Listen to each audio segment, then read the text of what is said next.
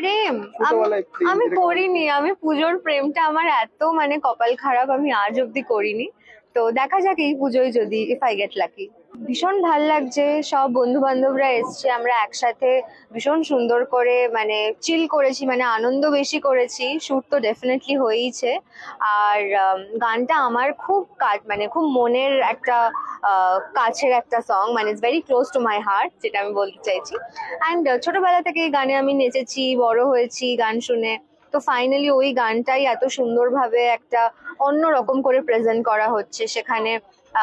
Manasi is a great singer, ভীষণ সুন্দর করে গানটা গেয়েছে। ঈশান ভীষণ সুন্দর করে মানে এটাকে রিমডুলেশন করেছে। So I am actually I had মানে we really had fun shooting এ। আচ্ছা না না, পুজোতে কোথাও বাইরে থাকলেও আমি ফেরত চলে আসি, বিকজ কলকাতার পুজোটা জাস্ট মিস করা যাবে না।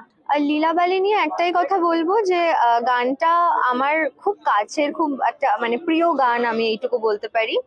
আর খুব মজা করে গানটা করেছি। আর it has a vibe to it, মানে যেই শুনবে একবারই শুনে কিন্তু মানে একটা নাচের ছন্দে, মানে somebody who listens to it মানে সে নাচ করা থেকে নিজেকে আটকাতে পারবে না। তো প্রচুর নাচ করো লীলাবালিতে, প্রচুর রিলস বানাও, আমায় ট্যাগ করো, আমি শেয়ার করবো ডেফিনেটলি।